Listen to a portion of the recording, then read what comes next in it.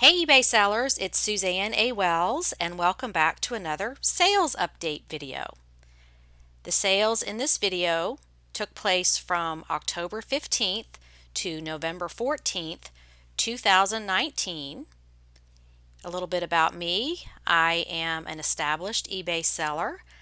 My store, Atlanta Golf Shop, has been in operation since 2003 and it is set up as a teaching store so other sellers can go see how I do things, watch my items, see if they sell, how much they sell for, and the sales update videos gives you the whole backstory.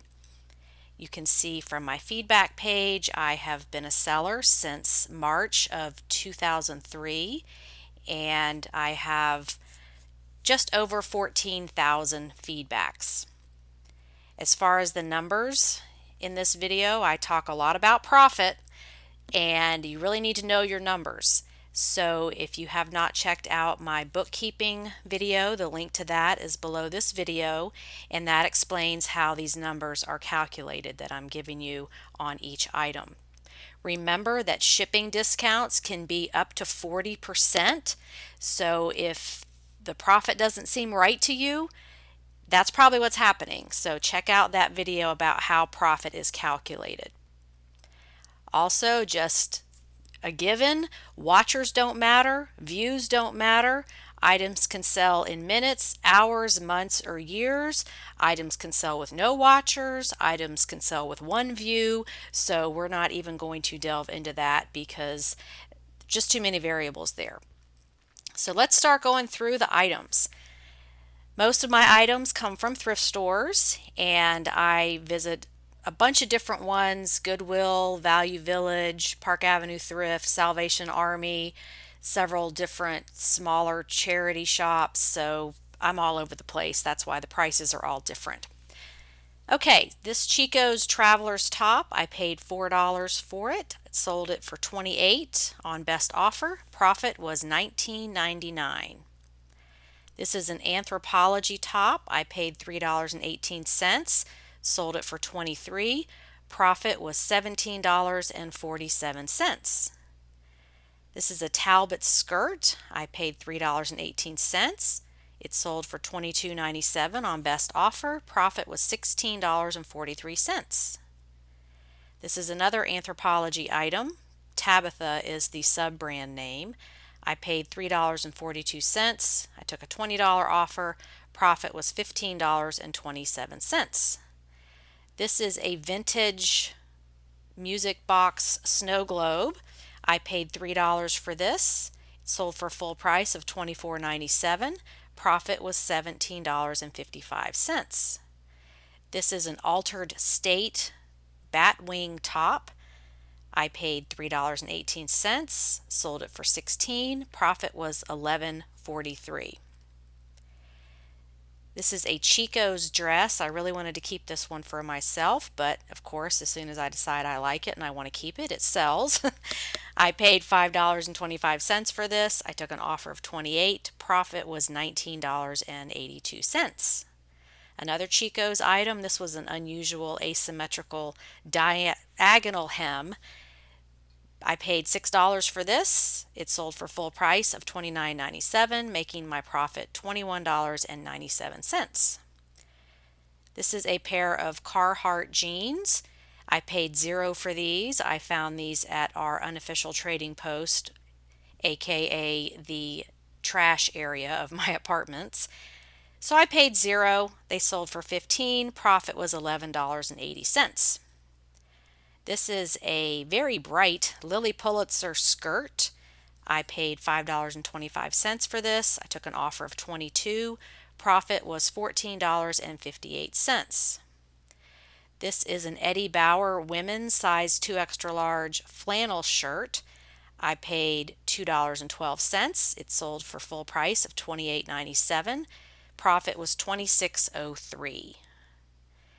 This is Eileen Fisher size 1X top, and this was new with tag. I paid $2.40. Sold it on best offer for $44.34. Lots of fours there. Profit was $36.77, and this sold in just a couple of days. This is a Banana Republic skirt, a wool skirt with kind of a military look to it. I paid $5.78, took an offer of $25. Profit was $17.78. Another fun Chico's top. I really liked this one too, so of course it's going to sell as soon as I decide I want to keep it. It was $5.40. It sold for $30 on best offer. Profit was $21.32. This is a Nocona Western belt. I paid $3.18. Sold for $21. Profit was $15.75. Another Chico's top. This I paid $3.15 for. Took an offer of $22. Profit was $16.03. Another Chico's item. Are we noticing a theme here? Chico's is a great seller. I paid $3.15. Sold it for $17. Profit was $12.33. And just a side note, Chico's, yes, it's a good seller if you know what to pick.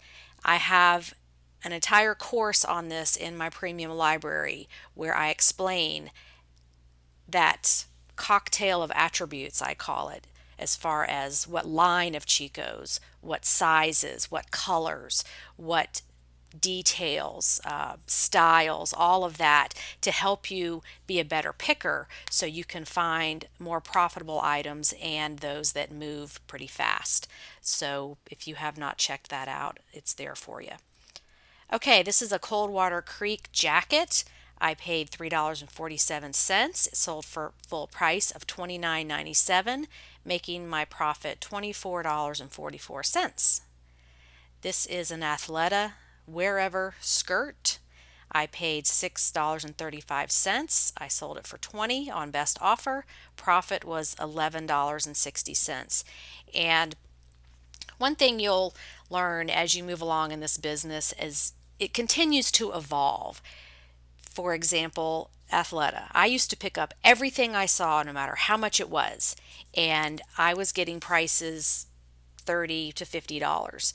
This was probably 2 years ago. And now there's more of it for sale on eBay. There's, the market's flooded with it, so I'm not seeing those higher prices as often. On some things, yes, but I'm more picky when I choose what to buy in this brand because it just doesn't sell like it used to for me. And it's because scarcity creates value. So when something is a new brand, it's just hitting the market, it's in that growth stage, and you're starting to see it filter down to thrift stores, you're going to get more money for it. Same thing happened with like Under Armour. When that first hit the market 10, 12 years ago, you could make a lot of money on that stuff. Not so now. There's so much of it. Same with North Face. Crocs is another one. So your business is going to continue to evolve, and that's what makes this fun, is that you're always discovering new things to sell. But you also have to fine tune what you're doing because this is all about time, and you want to spend your time listing the most profitable items you can because you're going to make more money for the time that you put in. Okay, this is a Miracle Suit swimsuit. I paid $4 for this. It was a size 14 double D, new with tag. So a lot of things going on with this item. Miracle Suit's a great brand. It was a larger size with a larger bust size, and it's a very flattering style, and it was new with tag. So it's not just like, oh, pick up every Miracle Suit you find. No, you have to make choices because you only have so many hours in a day to get this stuff listed. So you want to pick the things that are going to make you the most money. And that's what's fun about being a picker. I'm noticing there is a trend among resellers. This kind of comes and goes, but there's this push for wholesale. Buy as much as you can at wholesale and list thousands of items. And I'm just never going to suggest that because number one, I love being a picker. That's what makes this fun. And I've done the wholesale route and I just found it extremely boring. I love to go out there and find these great items, interesting things, pretty, unique, unusual stuff, and work with it, take the pictures, make it look really nice. And so that's where I want to be. I don't want to hire people. I don't want thousands of items. I don't want to deal with wholesale. That's just not fun for me. So if that's what floats your boat, great, you go do that. But for those of you that are not interested in that route, being a better picker is what you want to focus on so that your time spent is making you the maximum money per hour that you're putting into this business. So anyway, paid $4 for this, sold at full price of $59.97. Profit was $48.87. This is a Torrid size 14 French maid costume. I paid $5.70 for this. Sold this on best offer for $38. It was about a week before Halloween, so the person who got it, was wearing it to a Halloween party and she was so happy it was perfect. Profit was $32.38.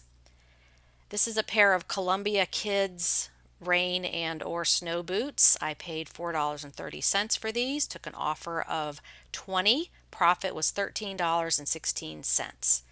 And these sold on the same day but to a different person.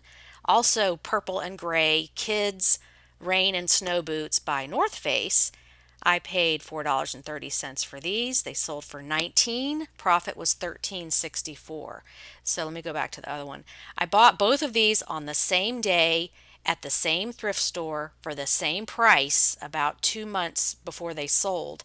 And then they both sold on the same day for $1 difference in price, but went to opposite sides of the country. So it's just freaky when that kind of stuff happens. Okay, this is a Joy medium sweater cashmere blend. I paid $6.35 for this, took an offer of $25. Profit was $16.85. This is a Nike jacket. I paid $5.40, sold for $25. Profit was $18.19. This is a Talbot skirt. I just thought this was like perfect for a patriotic event or, it's the red, white, and blue. It's a fun pattern. And I paid $2.12 for this, sold it for $16. Profit was $12.53. And you'll notice in the title I've got patriotic. So just a keyword tip for you. Use that because people who do these patriotic events or even just like to dress that way, that is a keyword that is searched for. Okay, here's a pair of Athleta yoga pants. I paid $2.12 for these. I took an offer of $18. Profit was $17.27. This is a pair of Vibram 5-finger running shoes. These are so funky. I always look for these because they're just fun to sell and they're easy to ship and they don't take up much room to store. I paid $4.30, sold these for $30 on best offer. Profit was $22.39. This is an Otagiri Japan ceramic coffee mug. I paid $3 for this. I took an offer of $10, basically because I've got too many coffee mugs now and they just they just get to be a pain to store. Remember, I am in a apartment, so storage is an issue, and I really don't want to rent a garage or a storage unit because I like having all of my inventory right here with me so I can have it accessible if I need to answer a question or need to give somebody a shipping quote on multiple items. I just like to be where my inventory is. So sometimes it gets a little crowded and I let things go if I've had them a while or it's just time to move them on out. So I only profited $6.50 on this, but that is still profit. It was still a sale and I was happy with that. This is an Abercrombie and Fitch men's sweater. I paid $3.18 for this, sold it for $25 on best offer. Profit was $18.93. Another swimsuit, this is a Spanx brand, large halter top, and again I picked this because of the style of it. It's very flattering with the halter top and the little skirt, kind of modest. I paid $5 for this, sold full price for $39.97. Profit was $30.37.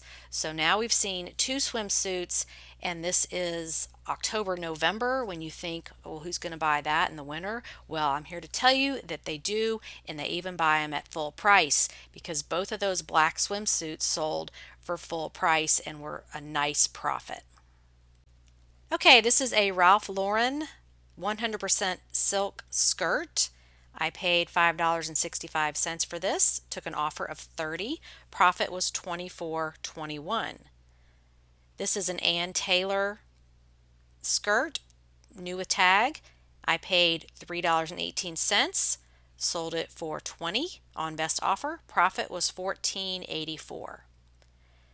This is a Tignanello leather handbag. This is a QVC brand.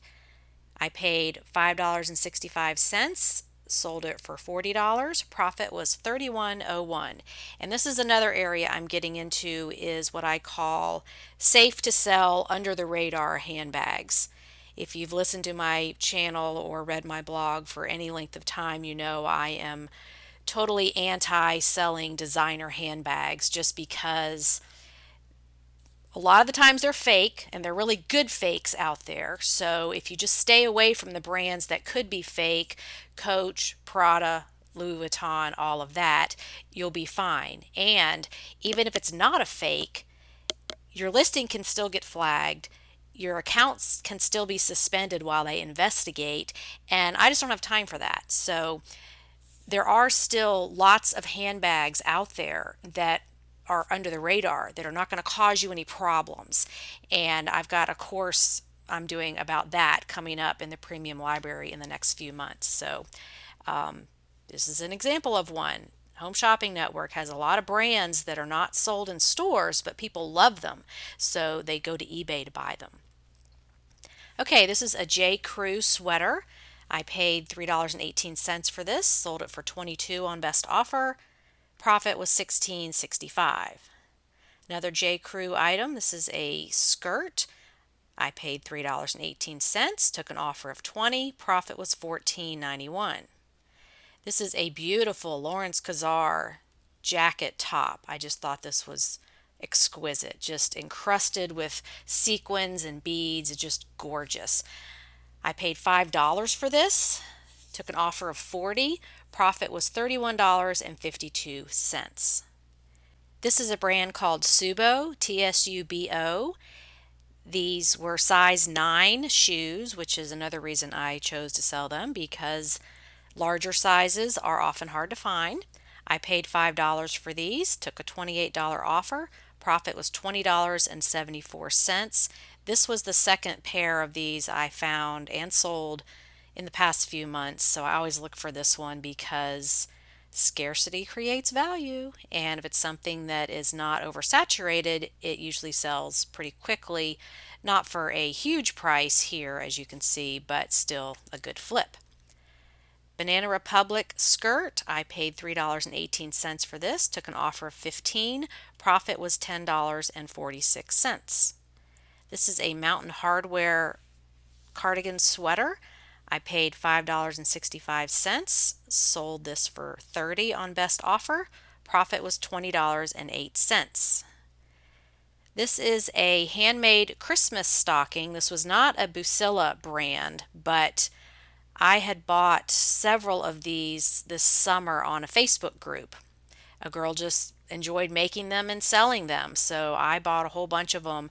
Came out to be $22 a piece. So now they're starting to sell as we're getting closer to Christmas. So I think it was in April that I bought these, so actually last spring. So it took several months, but this is where experience comes in handy, because you just know sometimes, you just get that instinct that that's a deal and I can make money on it later. So I paid $22 for this. It sold for $70.19. Profit was $39.66. This is more than I normally pay for things, but this is such a unique item. It's handmade and they do sell for a lot of money, so that was worth the investment. This is a Free People skirt, new with tag. I paid $2.40. They sold for $25. Profit was $19.20. This is a pair of Ray-Ban men's prescription eyeglasses. I paid $2.40. They sold for $35 on best offer. Profit was $28.49. And I love selling eyeglasses now. It's just, they're fun. They're fun to find because most people aren't looking at them, and they're easy to store. I came up with this fun storage hack of just hanging the eyeglasses on this French bulletin board on the ribbon that goes across. So it's up on the wall, it's out of the way, it's easily accessible. And what I love is they're easy to ship, they don't take up much room at all, they're overlooked in the thrift store, and they can be pretty high profits. So I'm really enjoying learning how to sell eyeglasses. Okay, this is a J. Jill size extra large cardigan. I paid $6.35 for this. Took an offer of $25. Profit was $15.03. This is a Dancing Queen brand pageant dress. I paid $7.42 for this. Took an offer of $25. Profit was $16.05. Another Eileen Fisher item. This is a faux wrap top. I paid $6.35, took an offer of $27.50. Profit was $18.27. Another Lawrence Kazar item. This is a size 2X formal sequin long dress, maybe mother of the bride or some kind of evening event. I paid $7.41 for this. Took an offer of $70. Profit was $53.55. This is another Chico's item that was new with tag. I paid $3 for this, sold it for $23. Profit was $17.65. Here is another safe to sell under the radar handbag, Kathy Van Zeeland bucket handbag. I paid $4.24, sold it for $25. Profit was $22.53. Here is a Talbot skirt, size 18, long wool flannel, really soft, it felt like a blanket. I paid $5.70, sold it for $27. Profit was $17.42. This was a coat that I found at the unofficial trading post that was free. I paid $0, sold it for $35. Profit was $29.96. Another Chico's dress, I paid $5.60, sold it for $25 on best offer. Profit was $15.74. Here's a beautiful Calvin Klein coral colored dress with just a very interesting neckline and that flattering ruching across the waist. I paid $3.18, took a $28 offer. Profit was $20.84. This was a Liz wear top, and I actually wore this for a little while over the summer. So then it got put up for sale. I paid $4 for this, took an offer of $12. Profit was $7.13. So I didn't actually buy it to resell for a high dollar amount, but I was like, yeah, I'll buy this, wear it for a little while, and then sell it. Okay, this was a get rid of it item. Vintage Miro cookie press. I have had this for probably over a year. I paid $4 for it. Took an offer of $10 because here we are getting around the Christmas season. Maybe somebody could actually use it to make cookies or not if they're a collector. Profit was $5.50, and this was just one of those clunky things I got tired of looking at, so I let it go. This is a Talbot skirt. I paid $3.15, sold it for $26.50 on best offer. Profit was $20.50. Another Talbot's item. This was size 16, new with tag. I paid $5.60 for this dress, sold it for $38. Profit was $27.09. And here's another stocking. This was a Bucella design. It was already handmade, brand new, beautiful. Wasn't old, didn't have any dirt on it, so pristine condition. This was one of those on that Facebook group. I paid $22.50 for this, sold it for best offer of $95. Profit was $60.81. This is another free item, a men's belt. This was at the unofficial trading post. I paid $0, sold it for $12. Profit was $11.10. This is a Nicole Miller dress. I paid $5 for this. Took an offer of $30. Profit was $23.66. And we have another swimsuit. Jansen is the brand. I paid $5.60. Took an offer of $25. Profit was $16.85. And this is not a high dollar brand, but what this had going for it was the color, that beautiful sapphire blue, the style with the ruching across the waist, and the little skirt. Very flattering cut and beautiful color. So those two factors is what sold it. And finally, another one of those safe to sell handbag brands. This is Brighton. This was a small hobo bag. I paid $5.30, took a $25 offer. Profit was $16.08. And returns this month, just one item. This was a cashmere sweater, and you can see the reason they returned it was doesn't work or defective. And she said it had a hole in it. So I was like, oh wow, I must have missed that. Sure, send it back, no problem. When I got it back, the hole was like microscopic. Like, how did you even see that? And I literally fixed it in about 20 seconds. Just it took like 3 stitches to fix it. So that's repaired and put back up for sale. But it happens to everyone, so don't worry about it. If you are contacted about a return, we all miss things. Okay, the numbers. How did I do this month?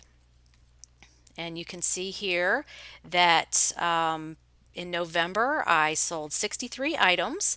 Profit per item was $21.39. Total profit after that return was $1,325.54. And I was up almost 7% over the previous month. Now I look at profit numbers. So when you look at those sales charts on eBay, like the one you're seeing here, that doesn't always correspond with profit. And I just can't stress this enough. Sales numbers don't pay your bills. Profit is what pays your bills and pays for your vacations and is money that you can put in your retirement savings account and all those things that we use this money for. So if you're not tracking your profit, it's very important that you start doing that. And we're getting into a new year. That'll be here soon. So the perfect time to start. So that's what I look at is profit, because I've been doing this business since 2003 and I've had to live on the money for a lot of that time. The first maybe 10 years, I was 100% eBay. I didn't do anything else. So I would look at, how much money have I made this month? Am I going to be able to make my mortgage payment? Am I going to be able to get these bills paid? And that's why I track profit. So anybody can look at sales reports, but it's not going to make any sense unless you are tracking your profit and like how much of it are you keeping. That's what's really important. So enough of that preaching. Okay, now let me talk a little bit about this business last month with the whole eBay glitch and the item specifics and all that pandemonium that was going on social media. You know what I did about that? Absolutely nothing. I wasted 0 time on that. I stayed focused on my business moving forward. My sales were even up a little bit. I did not spend any time editing or revising my listings. I did not get sucked into any hype videos. We didn't even allow the discussion on my Facebook group. Again, you want to go back to the eBay announcements page when anything like this happens and look at the official word from eBay. And if they haven't given one yet, they will. just keep your head down and keep doing your work, as your first grade teacher said, because you know what? 97% of the things you worry about don't even happen. So, how many thousands of you out there got all caught up in this pandemonium about this possible problem that could just affect your sales so negatively? And guess what? I completely ignored it and I had a better month than the month before. So, this is what you have to do. You have to put your blinders on and you have to focus on your work and don't get derailed into all this hype because it is a huge time suck. And once that time is gone, you can't get it back. And I heard about people, taking days at a time to go through all of their listings and revise all this stuff. And it didn't matter. That was all wasted time. So I have a little thing from Warren Buffett at the end of this video that is very timely and addresses this kind of situation. So I just love watching him and listening to what he has to say because he's a successful person that just uses common sense. Okay, so here are my numbers. If you want to pause the video and look at all this again, this is organized by profit in descending order. So you can see the highest profit items first, and then it goes on down all the way to the bottom. Okay, observations. This is where I compare month over month how things are and what my business is doing, which is beneficial for you guys to do that too. Okay, I only sold 6 items at full price, which is crazy, but I'm really taking advantage of that send offer feature. And I have reorganized some things in my business and my goals. So I'm going to tell you about that in a minute. So that was only 10% of my sales were full price. The rest was best offer. But that's okay because I'm still selling stuff and my profit per item is still increasing. Items under $25, 30 items, which was 48%. The cost of those items was $121.32. Profit was $453.07. And I show you this because you can still make money on those lower priced items as long as the profit works. That's what's important. How much are you getting it for? How much are you selling it for? Now, I know there's a lot of numbers on this page, but I wanted to show you what's happening here.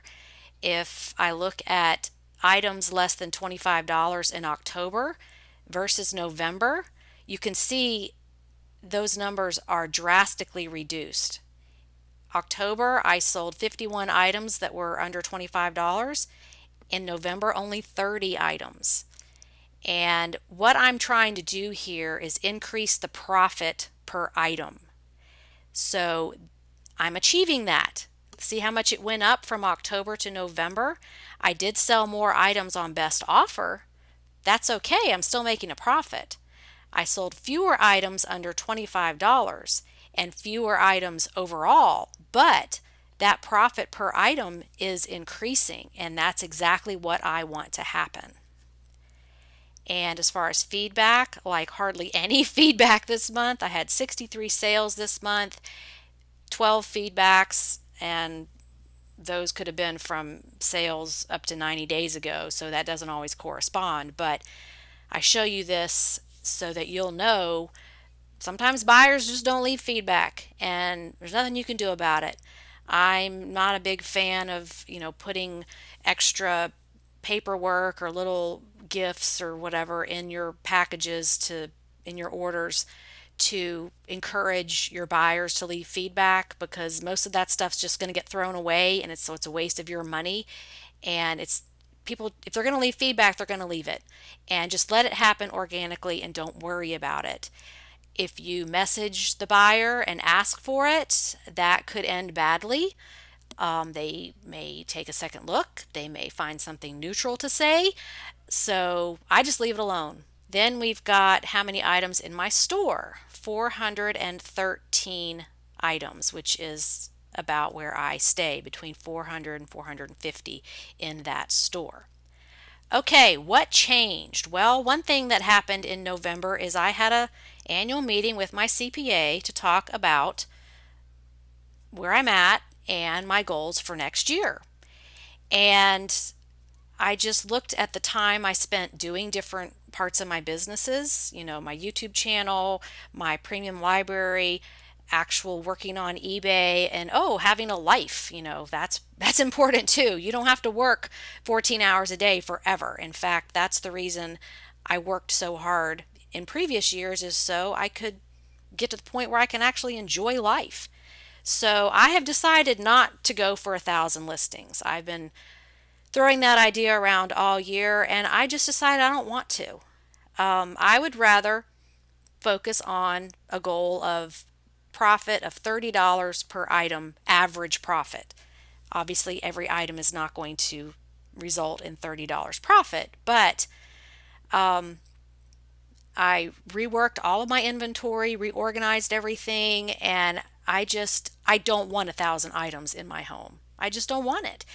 And so I'm going to work on finding higher profit items, spending more time finding those higher profit items on the front end of the process rather than doing all this listing all the time.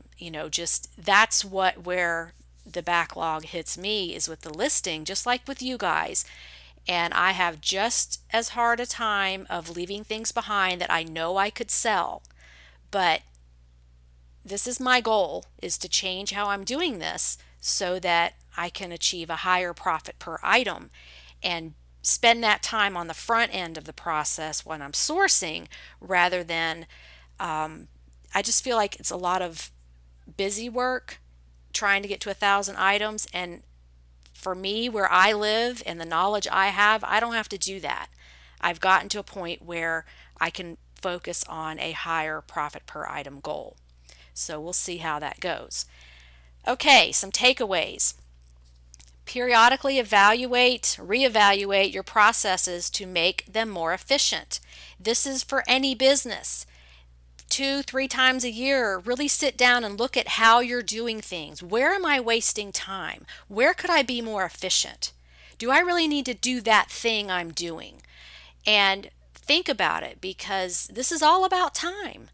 Time is everyone's most valuable resource. And obviously, most of you guys don't have any problem finding stuff to sell. I mean, that seems to be easy for everybody. Whether you're getting it locally, whether you're ordering it online, whether you're buying pallets, whatever you're doing, that's the easy part. Where the challenge is maximizing your time investment for the most money possible. And it's okay to change your goals along the way. Just because you said, I'm going to try to get to 1,000 items, doesn't mean you have to stick with that. Chad, who we did the interview with a few weeks ago, he's trying to get to, I think, 3,500. And that's great. That works for him. But, it's what works for you and what do you want. And it's okay to change your goals. So this is a good place for me to do a little story time and read you this Warren Buffett article, because I found it very timely. Okay, the article is Warren Buffett says this one simple habit separates successful people from everyone else. And I have a link to this article below the video if you want to go read it later. Billionaire Warren Buffett, the chairman and CEO of Berkshire Hathaway, is in his late 80s and still capturing the world's attention as the second richest person on the planet as of this writing. So, how has he done it? Actually, it's not so much about what he has done as it is what he hasn't done. With all the demands on him every day, Buffett learned a long time ago that the greatest commodity of all is time. He simply mastered the art and practice of setting boundaries for himself. That's why this Buffett quote remains a powerful life lesson. He said, "The difference between successful people and really successful people is that really successful people say no to almost everything." And I said no to getting involved in that hype that was going to take me off track. I say no to these people that come to my YouTube channel and they want me to do unboxing and advertisements for stuff that is totally irrelevant, and all these things that people want me to do that aren't good for my business, so I just say no. And it's a learned skill you have to practice. Okay, so the powerful meaning behind Buffett's statement, whether he meant saying no in the investment sense, is not so important. What is important is that his advice, in whatever context, can apply to anyone arriving at the crossroads of daily decision making. And that's you guys, that's anybody in the world. You've got to set boundaries for saying no. So it says, for most ambitious people, we want to accomplish things. We are driven for results, doing more, learning things, getting promoted, and starting new ventures. But we also have our personal lives we can't ignore for optimum balance and happiness. Ambition in this sense can mean taking care of family priorities, expanding our social circles, and pursuing hobbies and other interests. That's when Buffett's advice is a bullseye to our conscience. We have to know what to shoot for to simplify our lives. It means saying no over and over again to the unimportant things flying in our direction every day and remaining focused on saying yes to the few things that truly matter. Steve Jobs agreed. It's about focus. Jobs prophetically supported this notion of saying no at an Apple Worldwide Developers Conference in 1997. Here's what he said. People think focus means saying yes to the thing that you've got to focus on, but that's not what it means at all. It means saying no to the 100 other good ideas that there are. You have to pick carefully. I'm actually as proud of the things we haven't done as the things I have done. Innovation is saying no to 1,000 things. And I totally agree with that. Just look at my YouTube channel. It's very different than other resellers. I don't do hauls. I don't do, pushing all these products and services and systems that you guys don't need. I don't do any advertising at all, except for the YouTube ads that just come on there. I'm not even on YouTube to make money. I'm on there to educate people. So that's what I've picked because that's what I'm passionate about. Like Jobs and Buffett, it's hushing that loud voice in your head when it tempts you with other sexy proposition that might steer you off course. You say a resounding no when it asks, should I take this opportunity? It may never come around again. Sometimes the best course of action is not taking any action. Okay, now here we get into the 7 things successful people say no to every day. Jim Collins, famous author of the mega bestseller Good to Great, once suggested that instead of to-do lists, we should make stop doing lists. Because in obsessing over to-do lists full of things that don't really matter, we spend less time saying yes to things that do. Here are 7 things that most successful people say no to on a regular basis. Perhaps you should too? Number 1, they say no to opportunities and things that don't excite them, speak to their values, or further their mission in life. So say no to wholesale if you don't want to do it. Say no to getting to 1,000 items if you don't want to do it.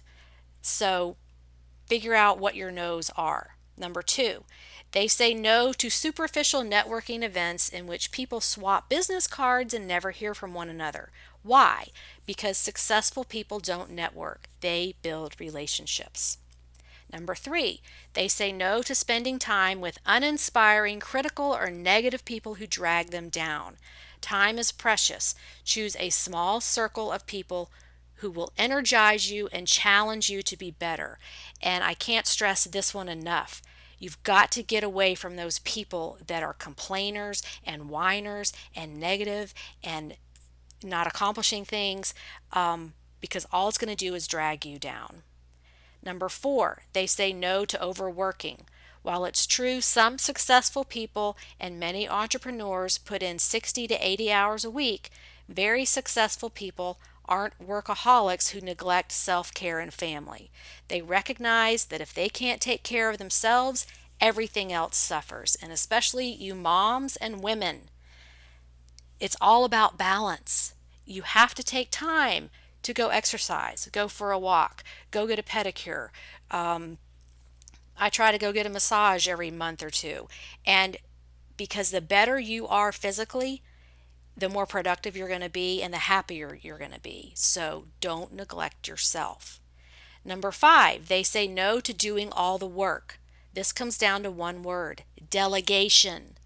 You have to be able to let go of some of the control and let other people help you, whether that's in business or in life, around the house, whatever it is. So try to work on that if you're one of these people that thinks that you have to do everything to get it done, because there's always ways to delegate. Number 6, they say no to giving the steering wheel of life to anyone else. Another Buffett quote affirms this: you've got to keep control of your time, and you can't unless you say no. You can't let people set your agenda in life.